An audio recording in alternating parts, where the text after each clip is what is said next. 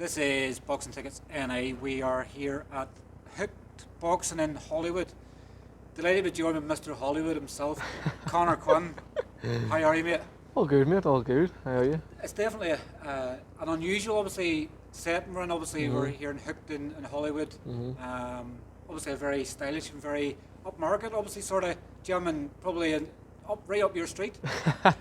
Right up my street. No, yeah, we're here in Hooked Hollywood, a sponsor of mine. Jake's opened the gym. He has one in Belfast, and he's opened this one in Hollywood now. And obviously, as you can see, it's an absolute fantastic facility. But it's great for me to be able to come in and do a bit of training here whenever I'm not down in Antrim. And obviously, like you can see yourself, it's the best facilities you could sort of want. And thankfully, it's just up the road now from where I'm living. So yeah, it's an absolute great spot, and anyone that wants to get on and join a new gym anywhere near Hollywood or the Ravenhill Road, it's get on and have a look. Hooked Boxing Club. There we are. You've done your sponsor plugs now. That's that all ticked off. But like it's when people think of gyms, they obviously think of the old sweaty bags and everything else. Like everything's like brand new in here. Like if someone had have an opinion of what a gym is, like, this isn't it. You know, it's not. It's not an old rundown sort of gym as some of them can be. It's really upmarket sort of 2024 sort of vibes rather than the old 90s vibes. That's it exactly. Obviously now, people are training boxing that maybe have no interest in ever getting in the ring and fighting, and it's just becoming sort of part of their training regime. And for anyone that wants to get involved in boxing and things like that, this is the best place for them, because obviously it's alright us boxers get into an old dirty smelly gym and having to do what you have to do, but at the end of the day, for anyone, the general public, and they're wanting to get in and get a bit of a feel for boxing and sort of just being around the atmosphere, why would you not want to do it in facilities like this? And obviously times have changed and times have moved on. Everyone's sort of involved in a gym nowadays, and anyone that you speak to, they're involved in some sort of training. So it's great that these types of places are opening up, and like I said, even for the likes of myself to have them on board as part of a sponsor team. And obviously they've got their clothing line as well, and they do my fight week clothing and stuff like that. So it's good to see different avenues sort of opening up and different sort of opportunities for us as fighters. And like I said, it's for anyone just wanting to sort of be involved in the sport but not wanting to take the punches. I was going to sort of lead on from that, obviously, and how are you? But obviously we can see from like nearly 3 minutes of you talking already, you're fine. Like, obviously you've had, I guess, times a healer and everything else like that. Like, you've obviously been away on another holiday again. It doesn't seem to be that obviously you just go on holiday if you win. Obviously you were defeated last time out, but you still, I guess, you had your holiday planned to Japan. But in general, obviously, how are you feeling now? I guess we're a couple of months on from obviously your defeat to Conor Kelsall. Yes, I'm not too bad. Obviously I'm not feeling the way that I would normally feel after a win. There's no doubts about that. But it's time's passed now. It's been nearly 2 months, and obviously for a while there it was an absolute nightmare for me. Just sort of every day waking up and going on the phone and just sort of seeing all the sort of things moving on, and I felt like I was just sort of stuck in that one place, because it's obviously my first time tasting defeat as a pro, but I didn't really know how I would have ever felt, and it's just something you can't really prepare for. But obviously, like you said, time's a healer and things are starting to move on now, and I just want to fight again. I just want to get back out there and get straight back into the mix. Obviously, it's the beauty of the flyweight division. You're not going to be sort of waiting too long again before one of these shots come again. So it's just about sort of progressing and improving and getting back in there and getting the opportunity again and taking it this time. Do you sort of look at it, I guess, from obviously, we've spoken about it quite a lot in the past, where at the stage we didn't have a licence and maybe not look that you might have boxed again. Like, do you look at the positives of going, well, yes, I can get back in the ring and fight again, whereas a couple of years ago when you didn't have a licence, it was like you wanted to box, whereas you're sort of blessed and honoured in a way with the fact that yes, you've tasted defeat, you didn't want to taste defeat, but you can actually learn from it and come back from it. So in some ways where you could be sitting licking your wounds, you're sort of going, well, I'm still able to box. I had an off night, things didn't go the way I wanted to, but at least I can get back in there and improve things, right? Definitely, 100%. Obviously, it feels like your world sort of crumbled down around you, but at the end of the day, you have to look at it from a sports perspective and a business perspective as well. You know, there's a lot of people have a lot worse problems than me at the minute, you know what I mean? But obviously for me and where I'm at in my career and my life, it just felt like, you know, obviously everything just sort of fell down on top of me, and for a few weeks there, it's just, you know, you can never sort of feel like you're in a good place or you're happy or whatever. But I'm starting to move on from that now, and like you said, obviously a couple of years ago I was told I would never box again, and at least now I have the sort of opportunity to go in and sort of rectify these things and go again. And you know, at the end of the day, like I've always said, as I started out my pro journey, you know, obviously no one wants to taste defeat, and I certainly don't, but at the end of the day, the only way I believe personally that I would ever go through a career not tasting defeat would be to just be turning down opportunities and maybe not taking fights at certain times and sort of trying to manoeuvre my career around that way, and that's one thing that I'll never do. So if a defeat comes with that, and I know myself that I'm challenging myself to keep progressing and keep improving and trying to do things that I want to do in the sport of becoming world champion, like if a defeat comes with that, then so be it. But one thing that I'll never do is turn down fights and turn down opportunities. So I think when I look back on it from sort of that perspective, it's not really the worst thing in the world, like, you know what I mean? I'll go again. But when I look back at sort of how far it came in them couple of months back into the professional boxing ring and back licensed as a pro fighter, so I'm not too far off where I want to be, like. And like, you know, I know you sort of not really want to look back too much on it, but like you headlined the SSE, you know, it's like, at what stage did that change? Because I guess, you know, Pierce O'Leary was always already a Queensberry fighter. It was your first fight under Queensberry, and it looked to be in the sort of build-up that it was Pierce O'Leary headline and obviously you co-main event, which you'd no problem either way around. Like, at what stage did that change for you, and did that change any pressure on you? I guess, you know, everybody says when obviously their name's not on that billboard as a sort of main event and the last fight on, like, was there pressure involved? Like, I know you don't want to sort of make any excuses for the fight, but was there any added pressure then from being co-main to main event? Yeah, there was, like, when you're going through them things and you're sort of focused on the fight, you don't really think about anything like that. So it's nothing that you would sort of pinpoint and say, oh, like this is that and whatever. But looking back on it, there was definitely added pressure. You know, like you said, I don't even know when it sort of changed.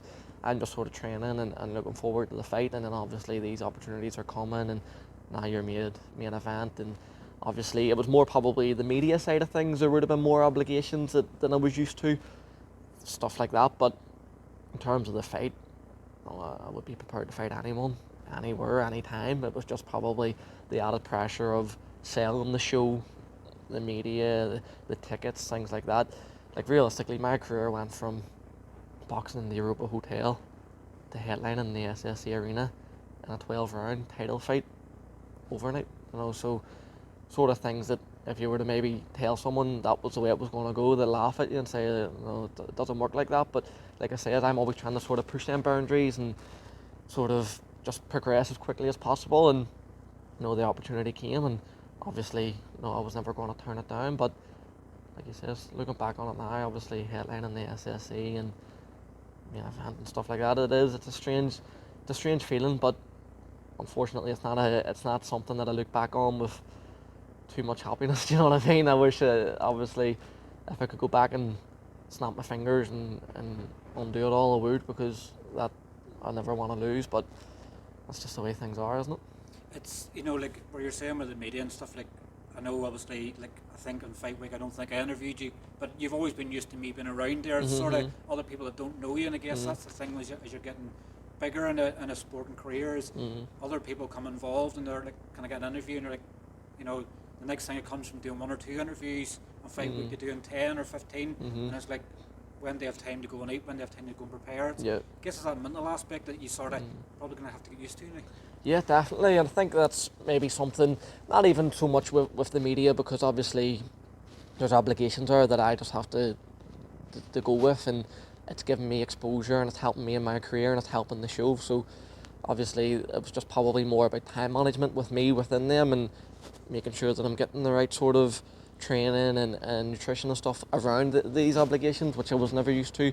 But even just as you're saying there, like, so many people just sort of come out of the woodwork, and I think that's something I really wasn't used to. You know, Even with Jessica, like, she could be able to tell you firsthand, like, anytime I lifted my phone for weeks, even weeks after, it was just sort of hundreds of messages of people, like, sort of wishing you well, but then so many of them were then in the end asking for something as well, and I would always try and be, as nice as possible and do whatever I can for other people, because so many people's helped me. But whenever you're sort of trying to do that and they're just flooding in, it gets to the point where you just sort of can't help everyone, you can't respond to everyone, and then it does sort of weigh you down. And I noticed that more after the fight.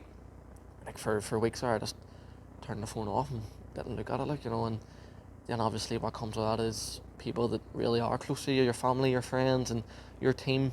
You're maybe missing messages from them, and you're just sort of shutting yourself down a wee bit, shutting yourself off. And it was just something that I hope doesn't really happen again. But if I'm being realistic, maybe it will. But I think this time I'll be a wee bit more prepared. It's one of them, isn't it? Sometimes you need your own downtime, particularly with obviously away with your missus and a holiday. The last thing, they sometimes say that everybody's obviously on the bandwagon when you're winning, and then when you defeated, obviously nobody really wants to get in contact. So in some ways you probably thought, if you're looking at other experiences of what's happened to other fighters in the past, nobody's going to really be contacting you, but at least if you can switch off, you need that switch off, because if you keep dwelling on the defeat and you don't move forward from it, then you're never going to progress further sort of from that. Yeah, no, definitely. And like I says, I'll always go out of my way to try and do things for other people, because so many people's helped me along the way. But it does definitely just become a point where you're going, like, I can't sort of do all this running about, and I can't do everything for everyone, because then it's eating into my sort of personal life and my training and things like that. But like I says, I think I've experienced it now, and from, like, I'll be able to sort of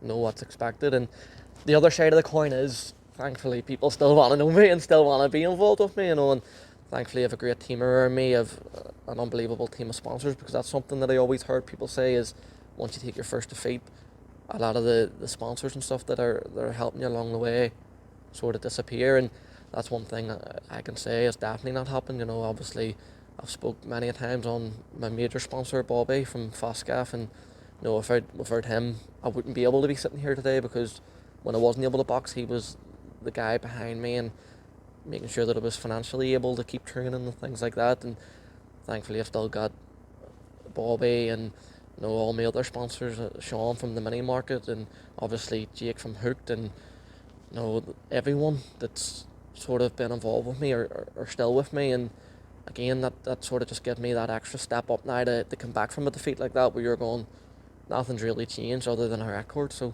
let's kick on and let's keep going. Obviously after, I think it was the next day, you sort of put out a post apologising to everybody, and I think in some ways you sort of have to apologise, but like, I think you can probably guess by the comments you're getting back from everybody what he was saying, you've nothing to apologise for. Did it sort of feel hard for you in a way to put that out? Because it's not necessarily sometimes you want to apologise for your performance, because it happens, but you have to put a post out to obviously thank everybody for the support. But like, that support you've sort of received since, this is that sort of thing that, when you take a loss, that people don't want to know you anymore, like, your probably support's grown even more from that. Yeah, definitely. And I think even with that, sort of what I was getting at there was just, like, I'm used to, as you would be able to say yourself, a lot of my fights, every one of my fights really, they're exciting fights. Plenty of punches being thrown, plenty of punches being landed, and a lot of the time plenty of punches being taken as well. But that's all I can sort of, I just sort of put myself in the shoes of the supporters and the fans coming to watch, and all you can sort of ask for is a bit of effort and a good sort of fight. And at the time it sort of just felt like that had been ripped away from me just with the fight, like. But I think that's a wee bit of an experience on my own behalf there, which again I've learned from. But I think just with the style of the fight, whenever I went into the ring, I thought that the Kelsall was going to be tricky, he was going to move, but I don't think he anticipated how much he was going to move. And I just think, obviously, his plan was to come and spoil the show, and he done that. Fair play to him. But, like, for me personally, like, I'm just thinking, like, you're here, hometown, Belfast, best fighting city in the world. Let's give the fans what they want, let's have a fight. and it just felt like for me, I wasn't expecting that sort of style of fight where he was prepared to just really, really spoil the fight just to get his hand raised, and which he did. Like I say, it's fair play to him, but that's sort of what annoyed me the most out of everything. It was like, I felt like everyone that came to watch was sort of robbed of a good fight because of the styles. But like I says, listen, that was his game plan. Steffi Bull, Jason Cunningham, they came in with their game plan and it worked for them. They got their hand raised and they left, and they'll probably never really have any reason to be in Belfast again, and so be it. But for me, I just sort of felt like, I don't even want to talk bad on Kelsall or anyone else because that's not in me, but I was just sort of thinking, like, for 30 seconds even, just let's plant the feet and have a bit of a go here. And like I said, that's an experience on my own part because not everyone's going to be willing to stand there and trade with me and have a fight, and all I can sort of do is just sort of take from that, and the next time something like that happens, you'll be more prepared. Probably a compliment for you in a way, in some way, from you there. Obviously, the fact that they knew how dangerous and everything was, and from your side, so they were going, how can we stop you from being effective? So in some ways, they probably got their tactics perfect, which gives you a compliment somewhere in there. They say they didn't want to stand and trade because they knew if you landed punches, it was only going to end one way. So in some ways, I guess when you look back and you go, I actually paid my compliment there, but not having a proper fight. It is. It's a bit of a backhanded compliment, but no, exactly. And like I says, a wee bit of an experience on my behalf there to think that he's going to be willing to do that, because he sort of, what you see is what you get from him. He's a good boxer and he's good with the feet. I just thought over the sort of space of 12 rounds, at some point he was going to maybe settle down a bit, and he's obviously flying fit and had his game plan down the tee. But like I said, that was sort of more what annoyed me on behalf of the support and the fans. Was I just felt like they were maybe robbed of something rather than me, myself, personally. Obviously, since then, you probably had to make an even tougher decision for yourself, obviously. And I know that you and Dee still very much speak, and there's no badness sort of in there, but it's probably tough for you, and it probably, I would say, maybe when you're away in Japan, you probably maybe were thinking of what's to move or what's to change. Like, it probably tore you to bits, obviously, the part with Dee Walsh. Yeah, it did, exactly. I know, and obviously I'm saying, like, I had a hard couple of weeks after the fight, and that was obviously one of the main reasons for that. Obviously, like I've spent maybe 4 hours a day every single day for 4 years with Dee, and the rest of the lads up in Gleann, and then obviously we're in Academy 1 and now Corpus Christi, and it's not easy just to sort of get up and say, right, I'm never doing this ever again, you know what I mean? And like you said yourself, there's no bad blood between me and Dee, and there never will be. And if you spend so much time with someone, obviously they become more than just a coach to you. And the only difference now is that we've parted ways in terms of training and fighting.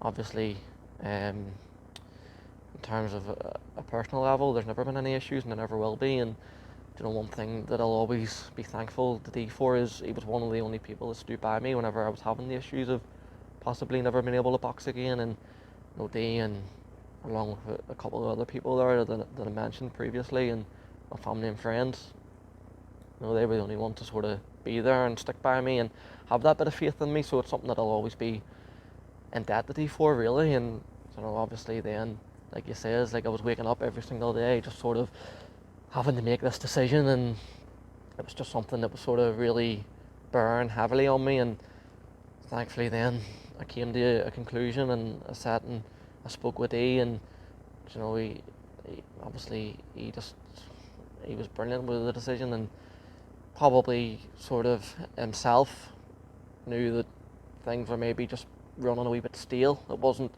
sometimes you can be in a gym for so long and it's no one's fault, it's not my fault, it's not Dee's fault, but things can just sort of go a bit stale, and when it comes to that point you just have to make that decision, make that move. And like I said, Belfast is one of the best fighting cities in the world, and it's a small place, and like Dee's from West Belfast, I'm from West Belfast, there's more to us than just boxer and coach. And thankfully, obviously I've decided and I've came to the conclusion and made that decision, and thankfully there's no bad blood between me or anyone else that was involved in the team. I know from obviously speaking to Dee, obviously after, things like that, like, he was obviously sort of drawing up conclusions. Obviously, if, at that stage you hadn't made your sort of decision, but the one thing he sort of said was like, the person that you were, like all the amateurs in the club, whether it was Gleann or whether it was Academy 1 or whatever, or, the kids all looked up to you in a way like you were their idol, and even brought a lot of them kids on. Like, in some ways it's probably hard for you to leave them kids behind, sort of, because when they look up to you as your saviour and everything else. But the good thing obviously is you're still in speaking terms with everybody, so you can still pop in for a session, you can still go in and obviously help, we see a lot of the pros go into gyms and help kids with a session, things like that, so it's not like I'm no longer part of the stable, nobody can speak to me anymore, sort of thing. No, exactly, like you say, it's obviously something that I would always sort of pride myself on being as a role model to the amateur kids on their way up, because I've had so many, when I was a young kid, looking up to so many people and getting to watch their journeys and getting to see them in the gym and stuff, and it's so beneficial for anyone, never mind the kids that are sort of in and around you every day. So like you says, it's you're sort of, that was the hard part about it, is you're walking away from a lot of family and friends really, like, but the other side is it'll still remain that way. And like you says, if I could offer any help or any advice to anyone from any of the gyms, any gym around the world, I would, like, do you know what I mean, especially one that I've spent so much time in. I guess in some ways, like, probably a backhanded comment nearly for D, like obviously when you leave D and you're sort of, I'd even thought of obviously, if Conor decided he was going to leave, because sometimes when a fighter picks up a defeat, you're going, the first thing you're going to do is leave camp. Like, in some ways, and I hope D doesn't take us in the wrong ways, if there was any coach that you were going to leave him for, they leave him for obviously Ryan Burnett, who's a unified world champion. Like, he's probably in some ways I would say, yes, D's the developed coach, but they leave and go to Ryan Burnett. Actually, you haven't went downhill, sort of in a way, you're going uphill, and like, how's the betting in period been for Ryan? Like, normally I would have an inkling of some of these things happening, but like, I know I've spoken to fighters stuff in the past, and like, get Ryan Burnett as a coach, and they'd never an interest in, like, Ryan Burnett's now, that's how you coach. Yeah, exactly, and though obviously you're saying there, like, you didn't have an inkling, neither did I, do you know what I mean? Like I says, when I'm fighting and training, it's just solely focused on the task at hand. So obviously whenever I came to the conclusion of making the decision of leaving, like, D and the camp, obviously, then it was just, right, what's the next move? Do you know what I mean? It wasn't,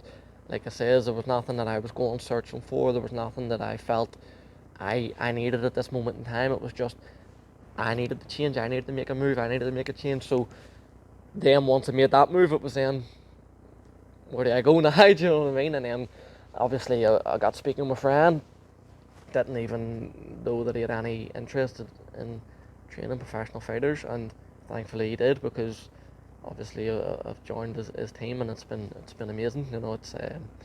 It's been sort of what I needed at this moment in time to give me that sort of breath of fresh air when everything was going so bad and so wrong. Then I had something to sort of wake up in the morning and look forward to go to a new gym, be with one of the best fighters that, in my opinion, I've ever seen, and definitely possibly the best fighter, or number one or number two, whatever way people look at it, to ever sort of come off this sort of island, and just to go in every day and sort of learn off someone like that. And obviously he's a cracking coach, but just to sort of even just hear the stories and hear how he dealt with certain situations, and when things wasn't going great for him, that's probably the exact thing I needed at this sort of moment in time. And like I said, it's been brilliant. I think something that I will say is, as a flyweight in the position that I'm in my career and how quickly I sort of got there, I wouldn't say I'm an easy fighter to sort of coach, because obviously it's alright saying, like, you do this, but then it's hard to get the sparring, it's hard to get the high level sparring. Then obviously with these sort of fights now that they've stepped up, there's a lot more obligations from a coach to sort of be in and around all the time, when maybe they have other things on and they're running their own amateur team, or they've got their own gym. And so I think a huge benefit that I'll take from Ryan is he's been there and done it much higher level than I've got to, and he's in and around the sort of lighter division, so he'd had the same sort of issues of, you know, specific sparring for specific styles, and you know, it's all well and good, but like, you're fighting this guy, you need to start sparring for him, but you then try and find someone my size that maybe boxes that way, again, that's willing to come in and spar and not going to ask for a fortune or want to put up in the best accommodation, and it's going to cost more money than I'm earning, really. So I think obviously the coaching's amazing, the coaching's brilliant, but I think there'll be so much more factors that'll benefit me through Ryan's experience alone. Like, when you sort of look on it as well, obviously Ryan had his problems at the start of his career as well. I think he had back problems and he thought he might never box again, so there's probably a lot of similarities in the two of these. Obviously, you know, he had that hunger to obviously become a world champion, obviously became a unified world champion. Unfortunately, then injury obviously stopped him from going anywhere further, and probably arguably the best was still yet to come. Like, you're probably joining him at a time where you can obviously speak a lot on, I've been through this, and Ryan's going, I was through this. Yeah. You're probably coming off of the feet, probably the best time to learn as well, because it's going to maybe strip layers back, that maybe things that were going wrong for you, not to criticise you or criticise Dee or anybody else that coached you in the past, but Ryan's going to see something in a different way, so perfect time for you to join Ryan Burnett. Yeah, exactly. No, 100%. You know, like, I think for me, especially in my career, you can be doing certain things and it's working, but maybe like as a welterweight or even a featherweight, a middleweight, whatever, there is more progressive steps. So I think you can sort of be progressing every fight, that wee bit more, and you maybe would see the things that you need to improve on or maybe implicate. But I think as a flyweight, you really can go from maybe this level to this level overnight, and you know, like, maybe things that I should have been doing myself, and maybe things that I should have been doing whilst training, and even just with everything, like your strength and conditioning, your nutrition, that maybe you were getting away with one day, but the next you're not. Whereas I think that's sort of, like I say, is the benefit of having Ryan there, who's been there and done it. He's not sort of looking at me and thinking, right, this is what you need to do to win a Commonwealth title, this is what you need to do to win a British title. He'll be looking and saying, this is what you need to do to win a world title. And you know, that's, at the end of the day, that's my goal and that's my aim. So to have someone there who's been there and done it twice, unified world champion, you sort of have that every bit of confidence that, right, if he's asking me to do this, there's a reason for it. I'm not wasting my time, I'm not wasting his time. This is going to benefit me, and this is going to get me to that sort of next level, and then it's going to progress me to world level. Do you feel this sort of pressure in a way that obviously when Ryan had to retire, obviously through the injury, do you sort of feel that pressure is going to come attached to the fact that Ryan will feel like you're a younger version of himself? There wasn't much difference in fighting weights and stuff like that, so he's going to get to continue to live his boxing journey through you? No, not at all.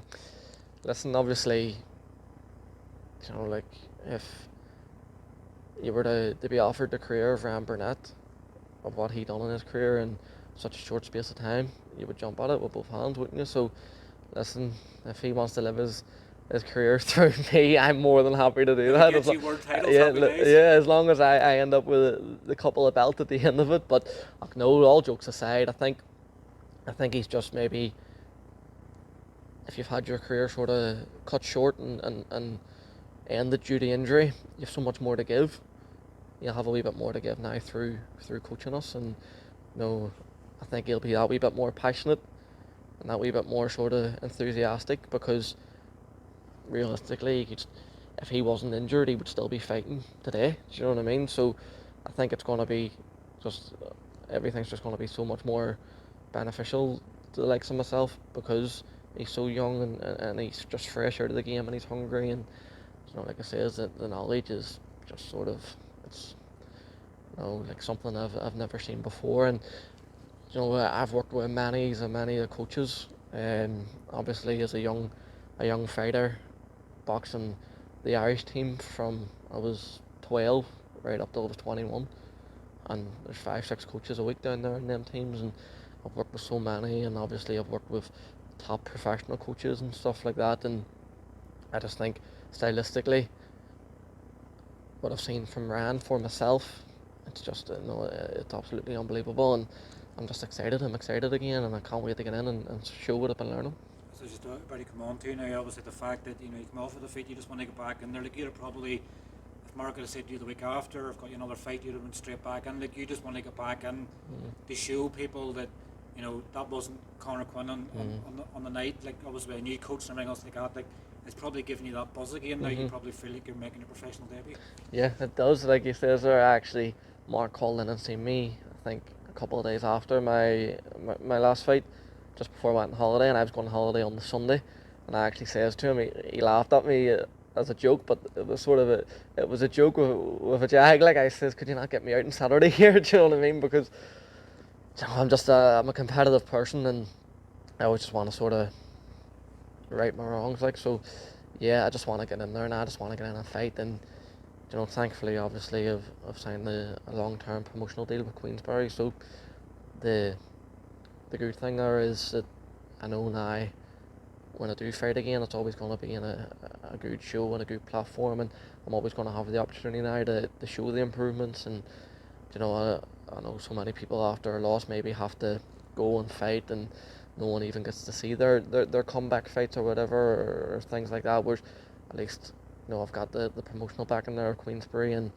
obviously the broadcasting and TNT Sports, and I've got obviously Mark managing me and Ryan coaching me. So I think when the opportunity does come, it's it's all the balls in my court, like, and I just can't wait to get in and sort of show what I have been learning. Like I'm guessing obviously in the nature of you yourself as well, like you're not when you step down in levels, and like nearly you'd probably say, do you want the rematch? You would probably nearly take it. I know there's some issues at the moment, like it looks like Jay Harris, it looks like that fight seems to be next, but as we see in boxing sometimes until they step in the ring it may not happen. Like you'd be happy to go straight back into that level, obviously. Yeah.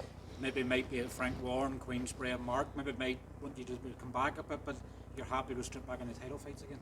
100%, just fight anyone, honestly. Like I says, I think for me, like I says, like the sort of build up to that fight, it was never the opponent, it was never the level of fight. It was probably, like I says, maybe the added pressure of the show and things like that. But that's all sort of experience for me now. So as mad as it sounds, I would fight anyone right now. And I know obviously whenever you're sort of signed to these big promoters, and obviously you've got a manager and Mark managing your career, they're not going to put you in any situation that's going to harm your career. But as a fighter, I'd fight Mike Tyson tomorrow, like, do you know what I mean? So I'll just sort of leave it down to them and see what the best option is. But like I said many a time, and I'll continue to say, any sort of opportunity that's going to progress my career and get me one step closer to where I want to be, I'll be grabbing it with both hands. And is there any talk, obviously, of a return date yet? Obviously, it's just a case of obviously where they see they can fit you in. Obviously, we know with the Wembley card coming up in a couple of weeks' time, obviously all the Saudi cards involved with Queensberry and everything else. I think there's one in December as well. Obviously, Fury Isaac rematch. It's probably just planning the right time around to get you on a fight card again. Yeah, definitely. And obviously now with all the promoters are sort of working together now, aren't they? So there'll be less dates, I'd imagine, because they're not going to. A couple of years ago they used to put shows on the same night just to try and compete with each other. So obviously the good thing is they're working together, but the downside of that for the likes of myself probably is there's less dates on each show. But I would like to be out November now. I know obviously James McGivern's just signed with Queensberry. Just about to touch on that. Obviously James on the night obviously produced a stunning knockout where he's been probably watching you in the past and obviously seeing you knocking people out, but he's signed to Queensberry now. He's fighting out in Liverpool in first week in October. Like that must give you a sense of pride as well, the fact that a friend that you've grew up with in the sport has signed to Queensberry as well. 100%. Like me and James, we were on the Irish team together from when we were 11 years of age, going down to Dublin every Saturday. His family brought us down one week, my family the next, and our families got close, and obviously me and him got very close. So to be honest with you, like I'd heard talks, I've been chatting with James, he'd been telling me the Queensberry were looking at him, and personally I've always said he absolute unbelievable talent, and anyone that's ever shared the ring with him or been in his environment and he's training or fighting would agree with that. I think he was just missing that sort of backing that he's got now. So I think it is, like, when I've ever seen him signing, that's what I was even talking to my family about and stuff, and we're saying that it's like a full circle moment, you know, us two as kids travelling the world together. Like, me and him were going to Russia when we were 12 years of age for a month at a time, and maybe the only two kids on the team from Belfast, and you were the best of friends. From all them experiences growing up, then I both signed the Queensberry promotions and both getting the fight on the same shows. Obviously I got the headline the last show, and James got his signing bonus, you know what I mean? So it's amazing, and you know, obviously in the future and down the line we're going to be on plenty more shows together, and that's exactly what it's all about, you know. And whenever you're walking into these sort of press conferences and these big media obligations and these big fight nights, whenever you have people around you that you've grew up with and you've all done it together, it makes it that bit easier. Well, look, I didn't expect, obviously, coming to Hollywood today I was going to get 36 minutes interview out of you. I'm sort of I need to get the car here. moves here. I'm on the lines. And if you get a ticket, who's going to pay that for you now? You know, Jake, Jake got for Jake, that. yep. But look, obviously, I'll thank you as always for your time. Obviously, I know sometimes looking back and things, it's tough to obviously to go, but I guess that's boxing. Sometimes you sort of you live and you learn. Yeah. Sort of, you know. Well, hopefully, fingers crossed, we can get you back in the ring very, very soon, and I'm sure we'll no doubt catch up with you soon as well. Thanks very much. Thank you, mate.